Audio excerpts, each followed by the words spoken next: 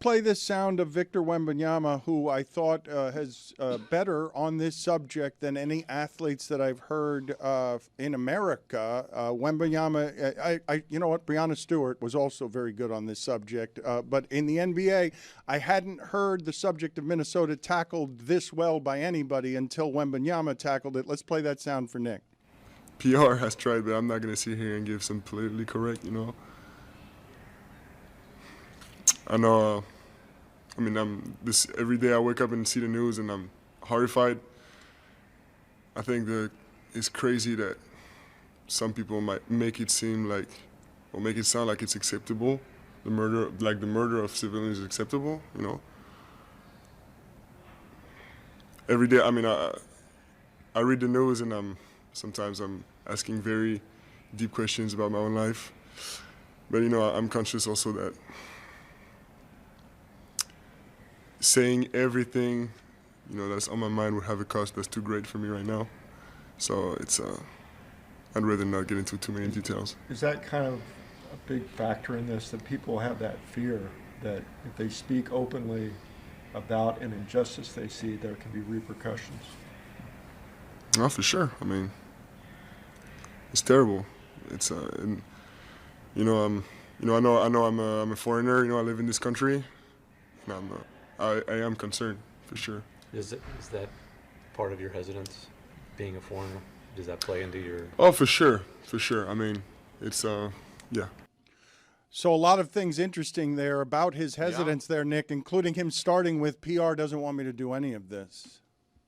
Yeah, that was interesting. And there's a lot of pieces to his response about, whether or not, he was what I'm curious what the Spurs, who I understand Pop is no longer front and center with the team, and he's dealing with what I think is fair to say, some health issues.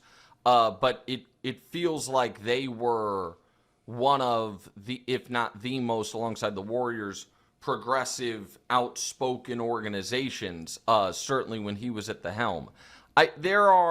There's a million ways to go about this, and I know, Dan, that I've said I have a heart out. I can let's stay 10 minutes here on this, and then I'll push my heart out if you guys are interested. Here is the way I would like to tackle this. Because everybody, just like everybody saw the video a few weeks ago with Renee Good, everybody saw the video over the weekend, and that video is as close to an 80-20 topic as we can get in America these days. There are no 90-10s, there are no 99-1s, there are none. 80-20 is as good as we can do, and that video, I think, is pretty damn close to an 80-20. So I think everybody, not everybody, but the majority agree that what happened in that video is horrifying. What is happening alongside it, and some of this is almost humorous, it's so galling, and some of it is just outright horrifying, is the ticking off of what are our constitutional protections one by one on the amendments. So if I may just do a bit of a civics lesson, I guess, the First Amendment, which is about, among other things, freedom of the press, freedom of speech, and freedom to protest and peaceably assemble. That is, in certain quarters of the country right now, not in effect. The press are getting smoke bombed and gassed, just like the protesters on the sidewalk, and we have federal agents saying to people, raise your voice and I will erase your voice. So First Amendment, it really not actually in effect in certain quadrants of the country right now.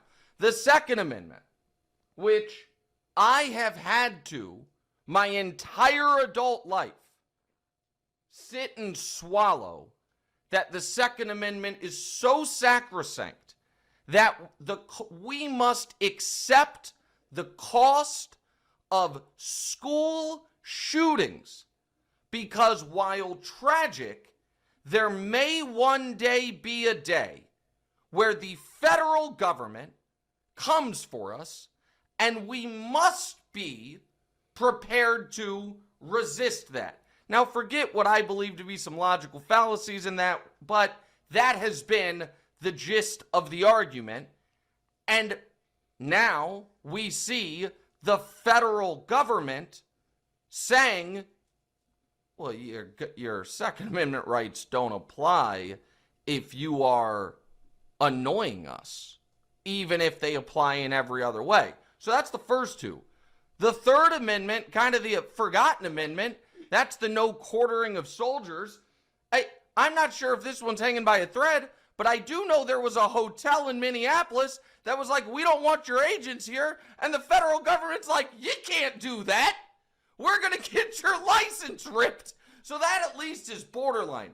Obviously, Fourth Amendment, no illegal search and seizure, that don't apply at all anymore. Show me your papers. Fifth Amendment, and by the way, we don't really need a signed judicial warrant to come into your house. Fifth Amendment, again, the show me your papers stuff, which is, I don't have to talk to you. Yeah, you do actually. And then the Sixth and Seventh are about right to a fair trial. And what we're seeing is, man, you may not get to trial. The trial might be you pissed off the wrong guy in the street. That's 1 through 7. Pretty important ones. And it is utterly galling that the mission creep, and maybe it's not creep, has gotten to this point already. That we are 373 days in, and we're already to the point to where we're parsing which of the amendments are still fully strong. The repeal of prohibition, as strong as it was a year ago. Women's right to vote, as strong as it was a year ago. But those first 7 on shakier ground. And that should be concerning to everybody that claims to love this country. I can't believe you chose to talk about Belichick first when that's the one you wanted to talk about. Like, what kind of judgment is that from you? I trust your judgment on these things. I'm sitting here, I'm following you. And then it becomes, we'll blow my heart out. Never mind about my heart out. I was real worried about my heart out, but never mind. This is the one I want to talk about. Okay, well, a couple things. If we're going to talk about judgment, what you saying like, hey, spin the wheel, what would you like to talk about? Something that actually greatly affects our democracy, or whether or not this guy got into the Hall of Fame. You could have just steered us one direction, but I, on the other hand, decided, you know what? I wanted to see Cody's reaction to the Captain Easy stance take. I wanted a smile. It's been a bad 72 hours, so, I do that. But yeah, I mean, listen, we are we're in a, and I said this to you privately, I think. I'll say it publicly before I go. I do believe that, as people say, elections have consequences. And I do believe, right or wrong, not even right or wrong, even if I hate it, we as a country did vote for mass deportations. They didn't slide that in under the wire. They held signs up at rallies saying that's what they were going to do, and they got elected and they did it. And you know what? Fair's fair. I can hate it. I can say that's not what I lost. So be it.